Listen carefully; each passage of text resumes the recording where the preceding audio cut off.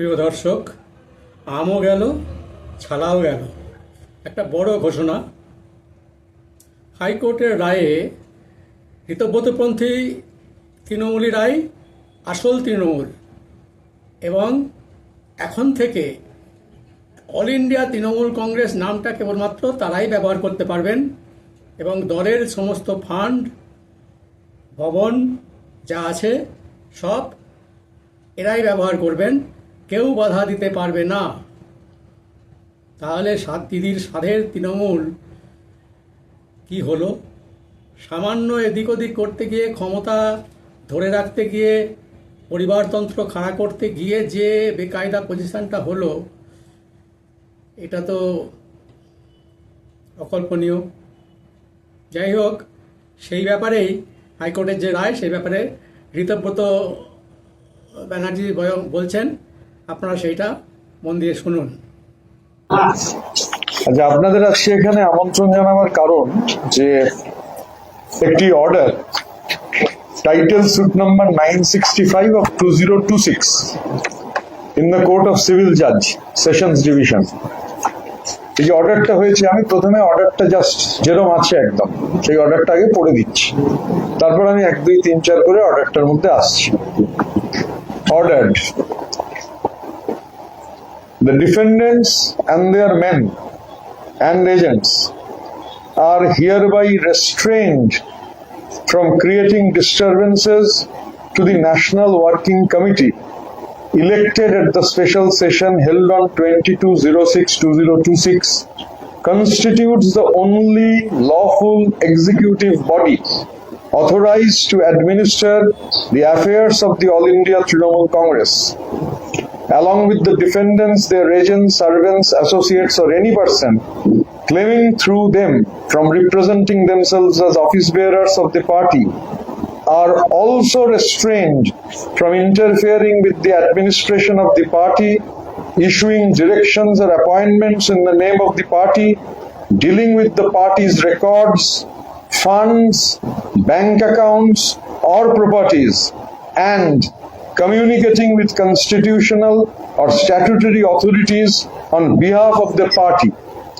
Moreover, the defendants and their men and agents from to taking forceful possession of the Trinamool Bhavan at A by P 1/A Canal South Road Metropolitan CHS Limited, Kolkata 700105, and any other units party office.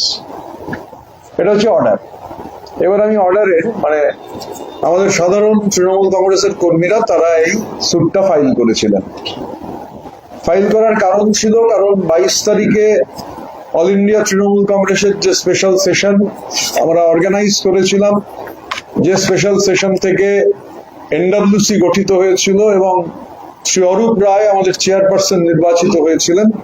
তারপর এটা দেখা যায় যে বিভিন্ন জায়গায় party অফিসে ঢুকে তৃণমূল কংগ্রেসের নাম করে কিছু লোক অবাঞ্ছিত বিশৃঙ্খলা তৈরি করবার চেষ্টা করছেন বা তৃণমূল কংগ্রেস বলে দাবি করছেন। তো এই অবস্থায় মহামান্য আদালত তাদের কাছে আমাদের সাধারণ কর্মীরা তারা এই স্যুটটা দাখিল করেন। ওই যে বললাম, টাইটেল স্যুট নাম্বার 965 of 2026, এবং অর্ডারটা যদি ভালো করে দেখেন, এখানে অর্ডারের 3টে খুব ইন্টারেস্টিং পার্ট রয়েছে। পরিষ্কার বলা হয়েছে, the National Working Committee elected at the special session held on 22/06/2026 constitutes the only lawful executive body authorized to administer the affairs of the All India Trinamool Congress. পরিষ্কারভাবে এই রায় বলেছে যে নোভোটেল হোটেলে 22 তারিখ জুন মাসের যে ন্যাশনাল ওয়ার্কিং কমিটি তৈরি হয়েছিল, সেটাই একমাত্র অনলি লফুল এক্সিকিউটিভ বডি, আইনগতভাবে স্বীকৃত একমাত্র body to authorise and administrate the affairs of the Trinamool Congress. মানে কেউ যদি এখন ক্লেম করে যে তৃণমূল কংগ্রেস, আমি সব আসল নকল এসব বিতর্কের মধ্যে না গিয়ে আদালতের যা পর্যবেক্ষণ, আদালতের যা রায়, অনেকে তো খুব আদালত করে মাঝে মাঝে লাফালাফি করেন, সহজ ইংরাজি পড়তে অসুবিধা হওয়ার কথা নয়, তো পড়ে নিতে বলবো, আমি আপনাদের দিয়েও দেবো সফট কপিটা। তো সেখানে পরিষ্কার বলে দেওয়া রয়েছে অন্য কেউ, মানে অরূপ রায়ের নেতৃত্বাধীন যে অল ইন্ডিয়া তৃণমূল কংগ্রেস, অরূপ রায় যার চেয়ারম্যান, এছাড়া অন্য কেউ যদি তৃণমূল কংগ্রেস বলে দাবি করেন সেটা অবৈধ, ইললিগাল।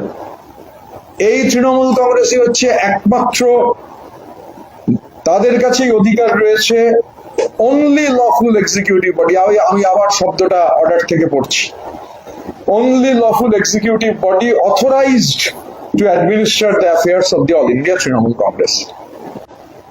এটা এক।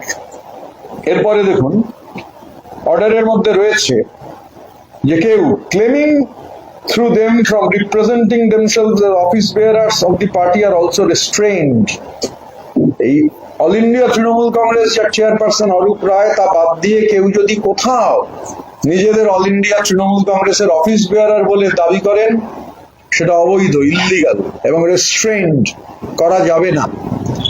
একদম ক্যাটেগরিক ইংরেজি শব্দের যে ইমপ্লিকেশন দাঁড়ায়, দে আর রেস্ট্রেইনড। কিসের থেকে restrained? From interfering with the administration of the party. Party চালাবার ক্ষেত্রে